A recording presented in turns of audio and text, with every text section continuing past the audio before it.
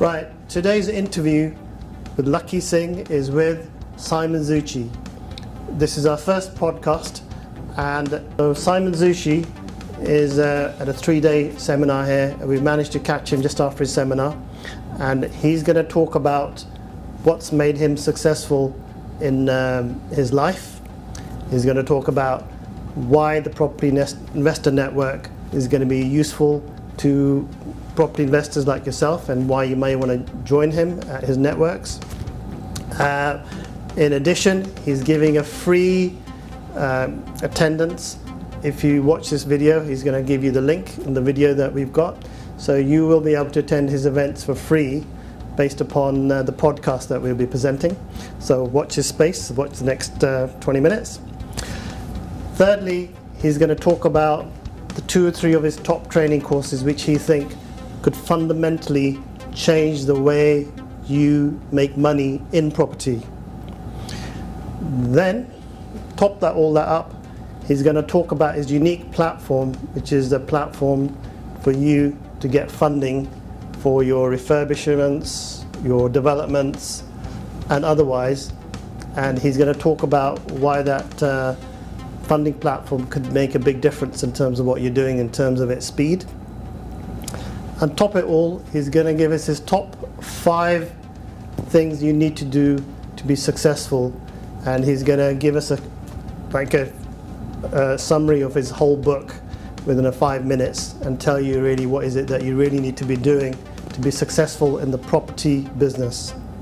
So watch this space, watch our podcast now with Simon Zutshi, and I'm really excited to have him with us today.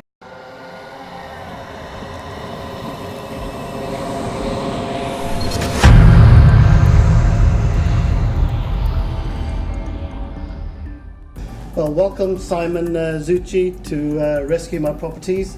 I've got our famous orange colours just to make it a bit more exciting. I'm really excited to have Simon with us today, and that he's going to give us some of his time. So he's literally finished a roller coaster 3-day event, and I've managed to grab him. So thank you, Simon, for your time. My pleasure. My particular angle with Simon and other people who we'll be talking to is really how they found their edges, or the key cutting edge things that have allowed them to be successful in their business. Yep. So I wanted to find out, first of all, if you can tell us a little bit about your journey as an entrepreneur. And let's just say some people have an edge. Maybe it's just maybe that it could be your cultural heritage. Yeah. It could be your emotional state of mind. It could be meditation. So tell us a little bit about yourself. Okay. Nobody maybe asked you a question. No, so a couple of things. I mean, I think I've always been quite entrepreneurial. Mm-hmm. However, I come from a very traditional family in terms of, my dad was a doctor, a GP, my mum was a nurse, and then a housewife. And sometimes you meet entrepreneurs and they've been brought up in an entrepreneurial family. Their parents are business owners, and I think that's great because that nurtures that spirit. But I never had that. But I've always had this innate feeling inside myself that actually, I want to be more and do more. And I think an entrepreneur for me is a problem solver. And an entrepreneur looks at a market and says, what's the problem that needs solving here? And I've always been quite good at that. I've spotted gaps in the market, and then I've just come up with a product or service to fit that gap. And I suppose, when I was a kid, one of my hobbies was magic, and I started to learn how to do magic, and I went to magic shops and bought magic tricks and got into a magic club and learned from other magicians. It was an early day mastermind, if you like. And then I became quite good by learning from other people, and I started doing, kids parties at age 16 and started doing after dinner cabaret for the local tennis club and things. And that was important because, some of my friends were starting to earn money, and they might get paid £20, £25 for a whole day working in a shop. And I was earning £20, £25 for a 40-minute magic show on a Saturday afternoon. So I was getting paid, and this was back in mid-90s, okay? So it might have seemed like a lot of money now, but at the time, to me, it was quite a lot. So I realised having specialist knowledge was a way of actually earning more money. And so that was something that was quite an interesting theme that has appeared later in my life as well. And then, I've done things like, I went to a music concert and I looked around and I'd seen someone on TV who was going to like kind of pop bands and selling whistles, and I saw no one selling whistles, so I thought, well, I'm going to go and buy some whistles, and bought some whistles. I went to Erasure concerts and Radio 1 concerts and just started making money, and I thought, this is easy. This is find something that people want and solve a problem. And I think that's the edge. It's the edge is being able to spot an opportunity. And here's the thing, Lakhi, it doesn't even need to be a new idea. You can just look at what is someone else doing, but not very well. How can you make it better?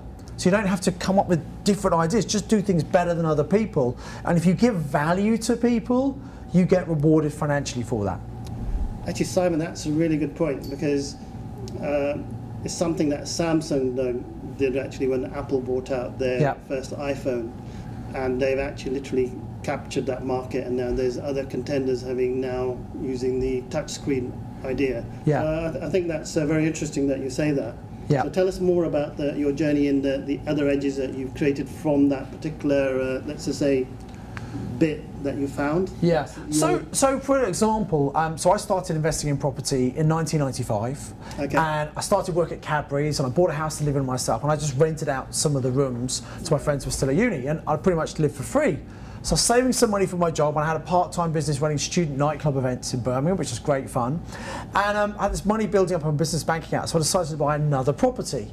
And I moved out my first one, I rented that to students, bought another one, and I had this real recognition that actually, when you buy a rental property, you can rent it out, and the income that comes in, when you take off the mortgage, the insurance, the maintenance, you get some profit every single month without having to do any work. And that was a real light bulb for me. So I started buying more property, and by 2001 I was able to leave my full-time job. But by 2003, I'd replaced my income, but I actually felt really quite lonely. And I was going to breakfast network meetings, and I met great solicitor, architects, accountant, everything I needed for my property business, but none of those people actually did property investing. And so I thought, wouldn't it be good if I can go to a property group? And I'd learned from Tony Robbins, a great believer in personal development, that environment and community is really important. So I went online, and there were no groups for property investors.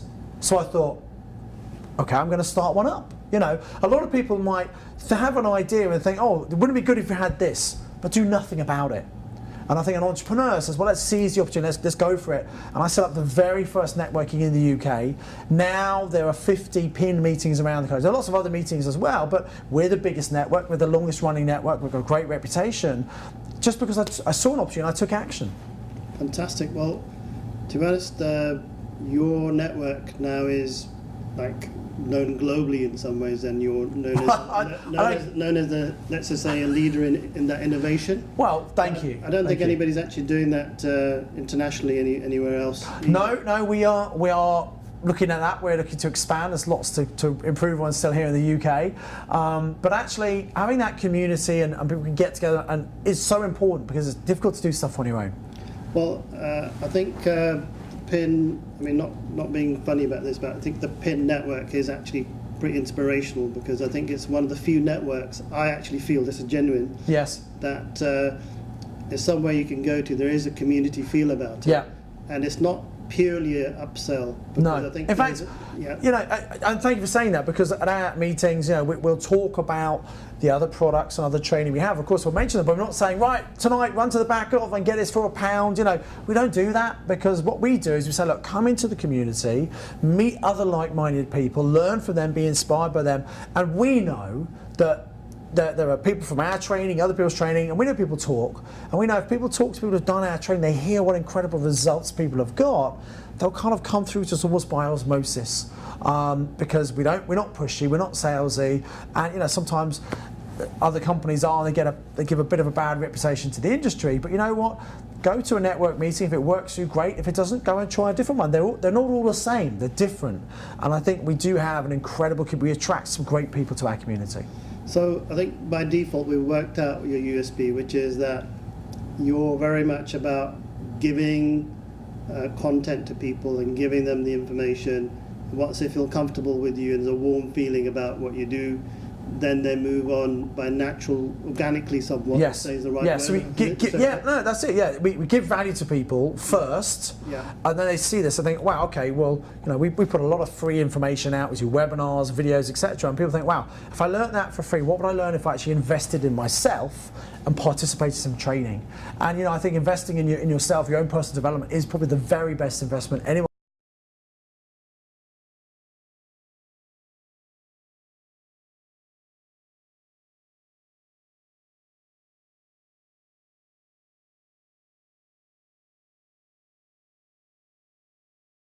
Which I think is amazing, which is sort of like providing quite, let's just say, sophisticated sets of property training. Yes. Which allows, let's just say, multi-dimensional understanding of property for different types of people at different stages in their business and property careers. Yes. So we'll move on to that as well. Okay.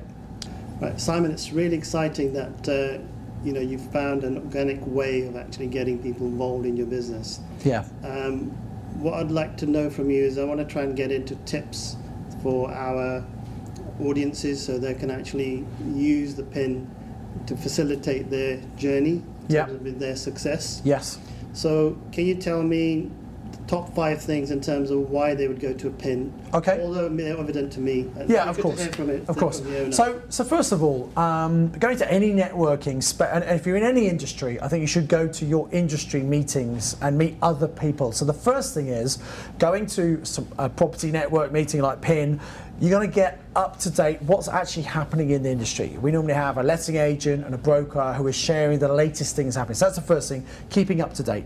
Okay. Secondly, we have at our network, some networking events you don't have this, but ours we have speakers who are experienced people in the property world. They've had success, they've probably had some problems and challenges, and they share their knowledge and experience, so you don't have to make the same mistakes that most people make. You can learn from other people's mistakes. Okay? The next thing is building your personal network. They do say the bigger your network, the higher your net worth. Yep. The more people you can tap into, and if you've got a problem, pick up the phone and speak to someone rather than try to work things out on your own. So building your network's really important. Yeah. And also building your belief.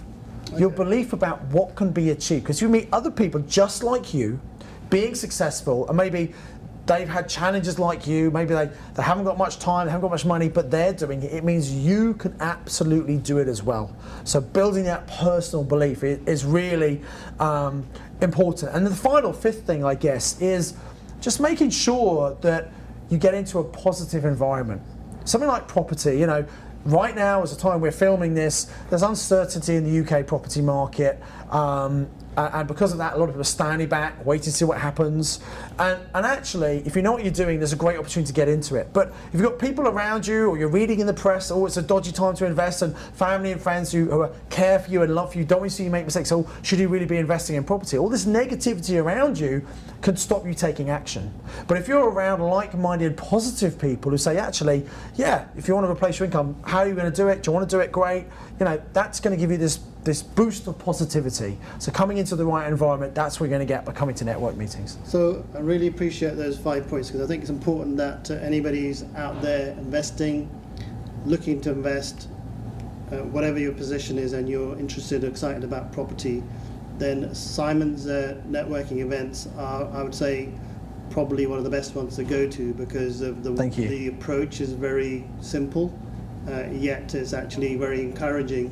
So it's quite soft sales, which is what would be my preference. Absolutely. I don't know what other people feel about it, but that's why I would say that's why you are, and funny enough, just so happened holistically that you're the first person on our podcast. So that's probably a good reason for it, I suppose. So that's the first thing we wanted to cover. So PIN networks are around the country, 52 of them. Just type in PIN and your local area will... pinmeeting.co.uk. Yeah. It lists all the meetings. People can click on their local one. I tell you what, that's a bit of a gift for anyone listening to this podcast or watching the podcast. If you go to pinmeeting.co.uk, select your local meeting, scroll down to the bottom page. Now, it's normally £20 to come to a meeting, which is nothing really given what you get. But actually, if you go to the voucher, pay with a voucher code, click on that, and you put my surname in, which is Zutshi, Z-U-T-S-H-I. Okay, I knew that. They can come to the very first meeting for free. They bypass the payment page just to come and check it out. And if they don't like it, they don't come back. If they do like it, just pay the normal £20 in future. So it's a nice offer for someone to come and try it.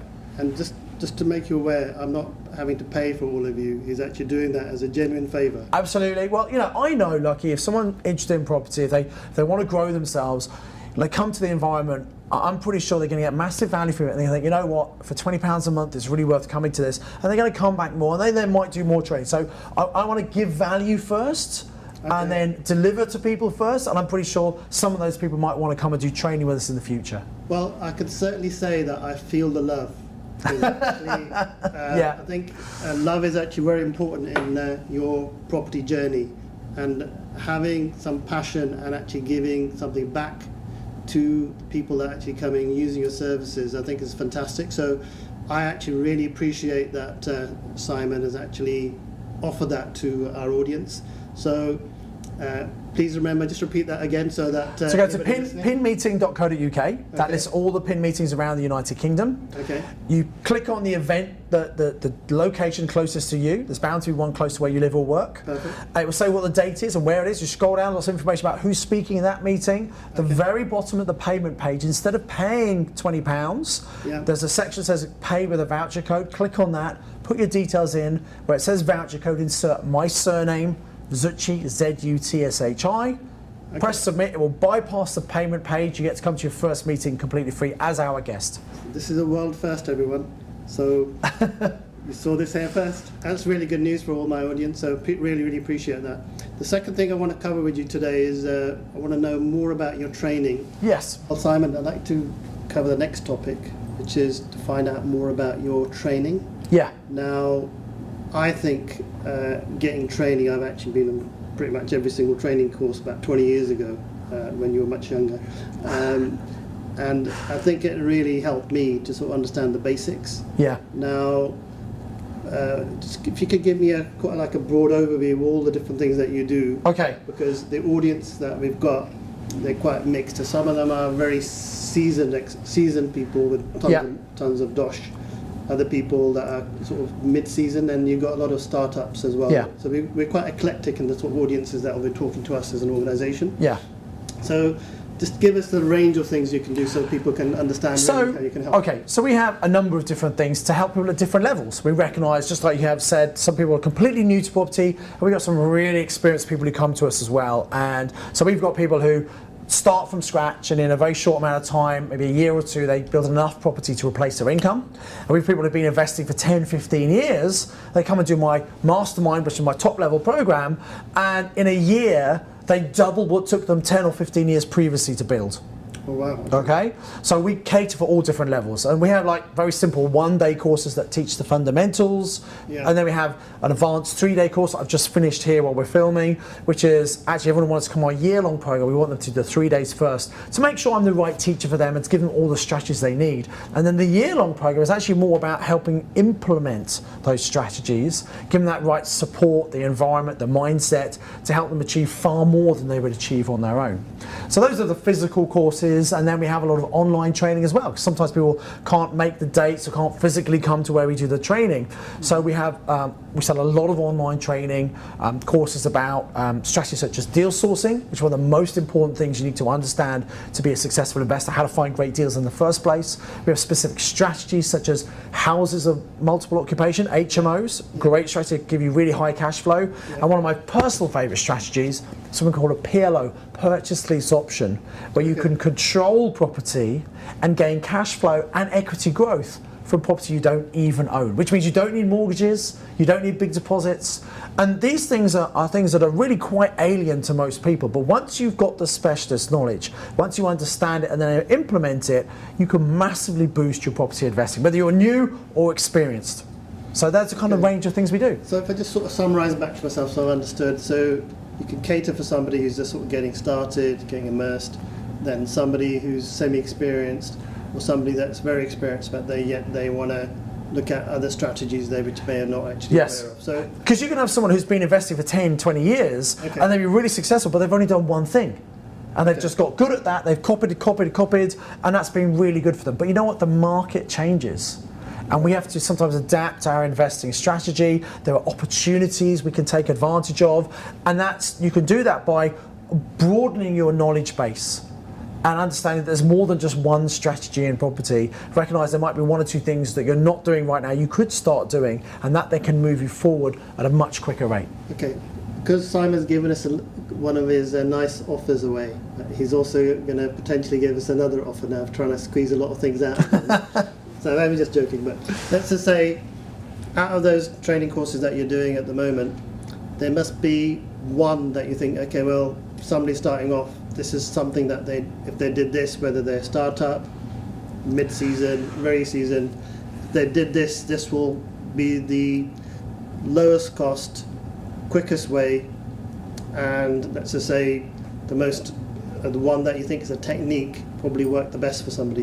Which are the one or two courses that you think it would be a mix between, I think, deal sourcing. That particular course is a great course because it teaches a fundamental or know what's a good deal and how to go and find them. And then actually, if you get good at finding deals, Lakhi, you'll have more deals you can do yourself. And so you can take them and package them and sell them to other investors, as long as they're a good deal. So that's a great course, and that's a good place to start. But also, I'm also torn because a lot of long-term experienced investors might have heard of purchase, but they've never actually done that, which I would suggest if you've never done a purchase option, you don't actually know it well enough, because it's an incredibly powerful strategy. And people who are completely new can control property without mortgages, without deposits, so it's great for people who are new as well.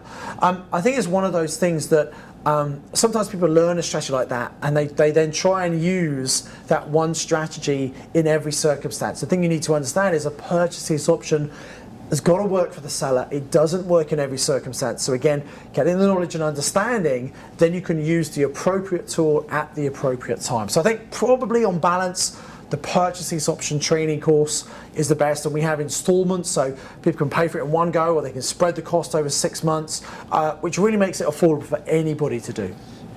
This might be a sensitive topic, and if you don't mind me asking, what's the sort of rough pricing to be able to get into doing those sort of So courses? that training on an installment plan, £275 a month. Okay. So really quite effective.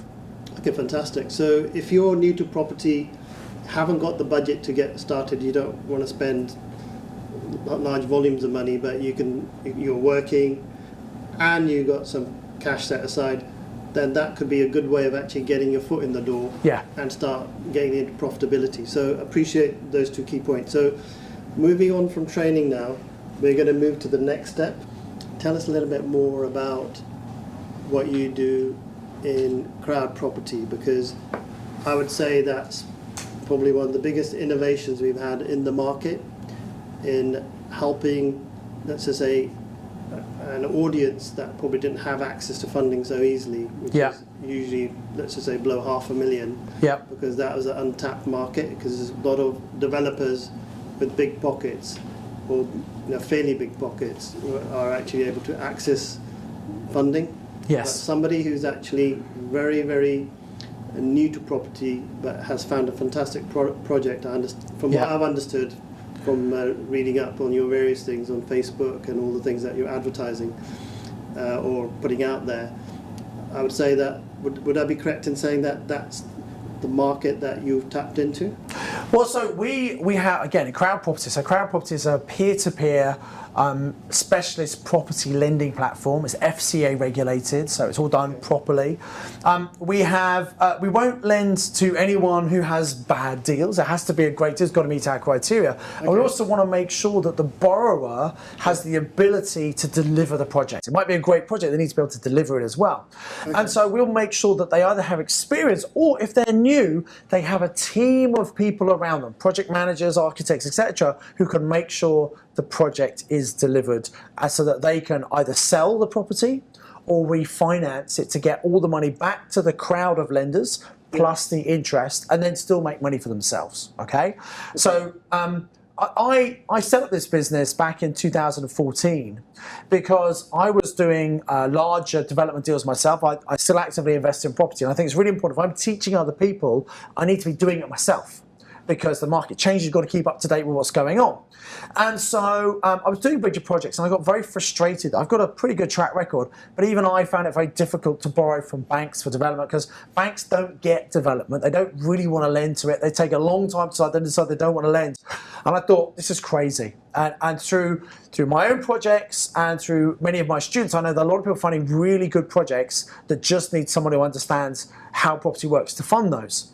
At the same time, we've had record low interest rates, Bank of England base rates, incredibly low, and around the world, in fact. So anyone with money in the bank is not making money. In fact, they're losing money if you've got money in the bank, because inflation is higher than the interest rate the bank pays you. So it's not good to have lots of money in the bank.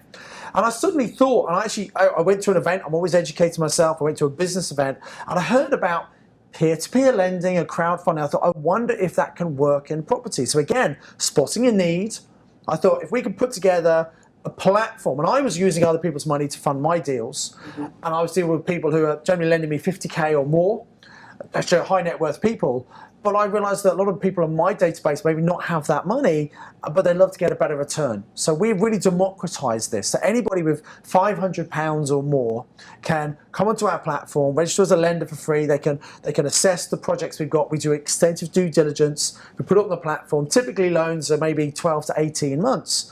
And the individual can get an 8% return on their money, and we hold first charge security for that lender. So a normal person in the street can get the kind of profits you would make if you were investing in property without actually investing in property. Someone else does all the hard work. And the lenders get the opportunity to borrow money, and instead of putting the money into the bank's pocket, they can pay a really healthy interest to a load of general public and reward them for supporting them. So the developer benefits because they get fast, reliable access to finance. That's one of our USPs, because we can move very, very quickly. We understand property. So just to reiterate, so speed, crowd property, speed. And reliability.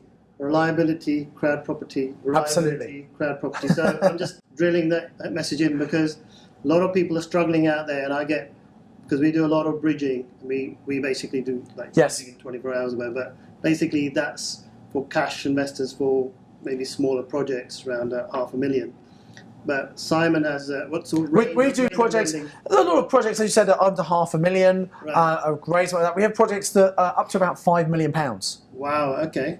Simon's a man to know. And we've actually secured £100 million of institutional funding.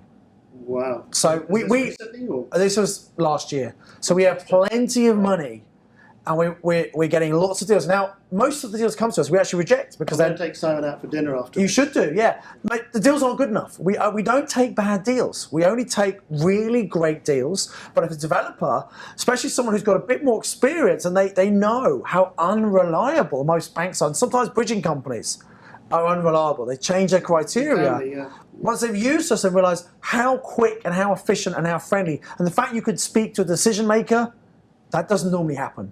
And that's why more and more lenders, borrowers are coming to us and bringing really great deals they want reliable, fast funding on. Now, the thing that I've just thought of is that if you just had a simple deal now, you do one with Simon, I presume that once you build a bit of a track record, they'll know that you've got, let's just say you did 3 projects with them. My guess is that you've got access to some very good funding mechanism, which means that you can almost fast track projects because they know you. They know absolutely, yeah. Works. So I would say, even if you are looking to use other lenders, this is a bit of a plug for Simon. So here's the thing, Lucky, right? Anyone can go to the website, go to crowdproperty.com, and there's a borrower section and there's a lender section. They go to the borrower section, they register for free, and there's just a 12-box application form. That's all we need, 12 boxes, which takes less than 5 minutes to fill in. And if you fill those in, usually within 24, maybe 48 hours, we'll come back and we'll say, can we lend to that person or not? Now, subject to things like valuations, risk surveys and things. So obviously, we need to do a bit more digging, and we do actually quite a lot of in-depth due diligence. But at a top level, within 24, 48 hours, you can know exactly how much we can lend to. And in fact, we've had people come to say, I want to buy this property, will you support us? We'll even give them a letter of intent to go in and negotiate. They can go in and say, I've already got my funding secure, and that's helped many of our students actually get deals because they know the lending is there.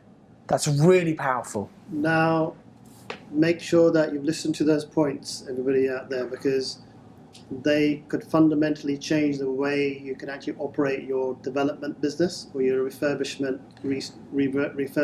flip business, which is pretty much the right terminology, I presume. Yes, yeah. So I would say crowd property is the one to watch in the market. Yep. Because there isn't really anybody doing anything that innovative. And bridging companies, we work with a lot of them. We work with a lot of cash lenders. Yes. And you're right, the criteria can change. Although we can do it quick. I would say we're amazing, of course. But you call it horses for courses. So crowd property is a specialist area around development and refurbs. So if you've got those... If you're doing a house to an HMO conversion, or you're turning a pub into flats, or even doing new builds, you know, these are the kind of projects we do. Where you've got to be, the key is you've got to be adding value, because there's got to be a way for you to be able to pay back the crowd, normally by selling or refinancing to pay back the lenders plus the interest. That's the kind of project we're looking for. Now, the amazing advantage, I think a lot of people may not realize this, is why do the hard work of actually having to check whether your project's any good or not?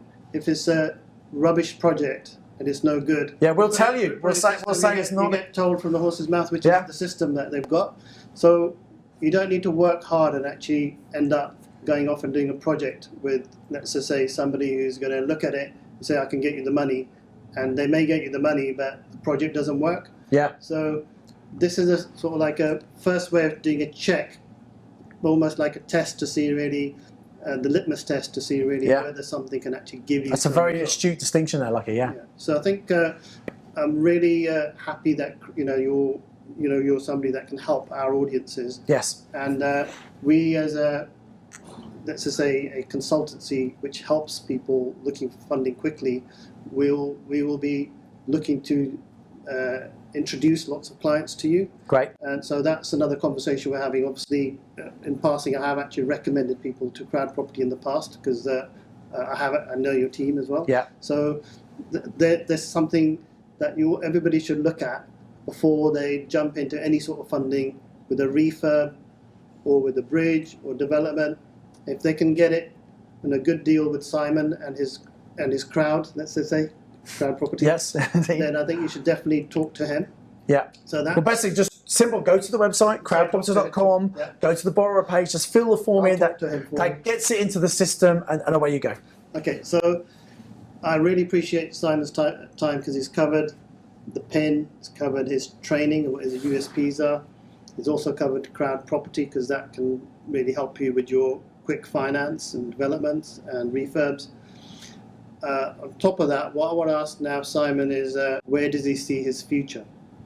Okay, so I love what I do. I love training, and I love helping people change their lives. So that's my big thing. I'll always be in some sort of speaking or training. I may not do property forever, who knows? But right now, there's such a great opportunity in the UK market. Property is it. And I want to be doing, I actively invest, but I want to be doing more property than I've done recently, because there's such an opportunity. Well, while everyone else is sitting back, waiting to see what happens, now's the time to get in and make the most of it. So property is a big thing on the agenda for me, more property than I've been doing.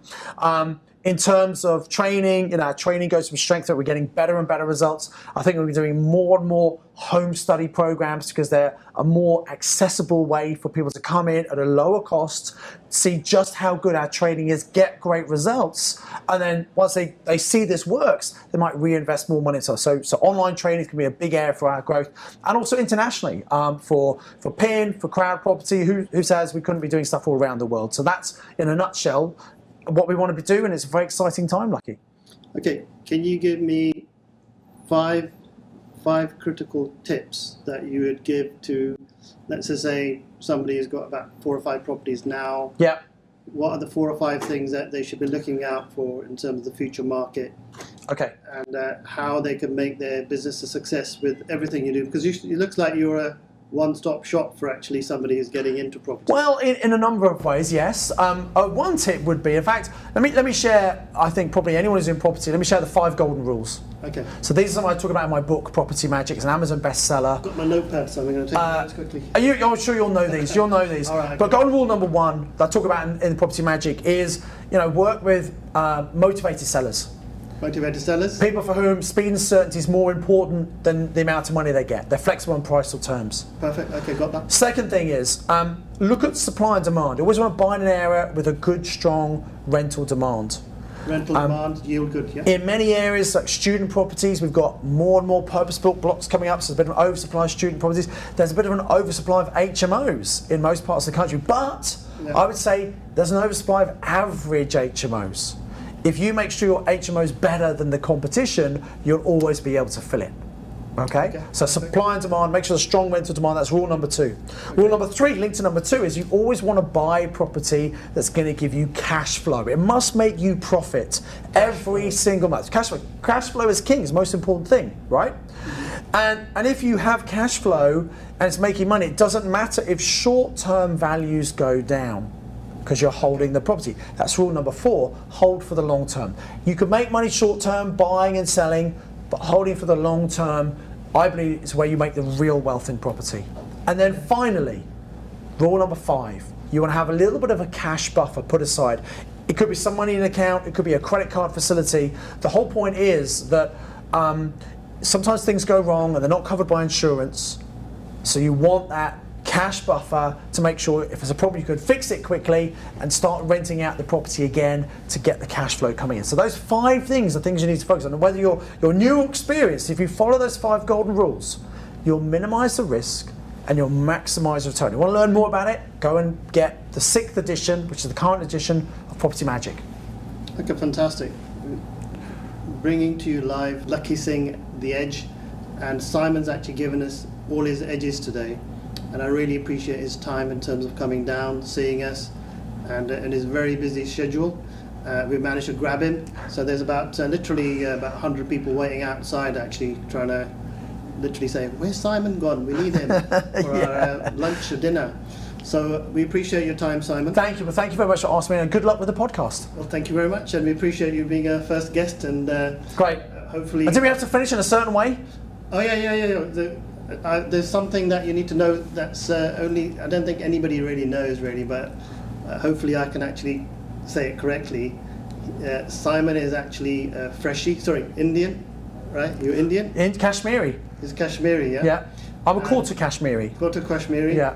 So he has some abilities that, let's just say, are quite Punjabi traits. So he and I are going to now round up by doing a special Bhangra edition for you with some special Bhangra moves.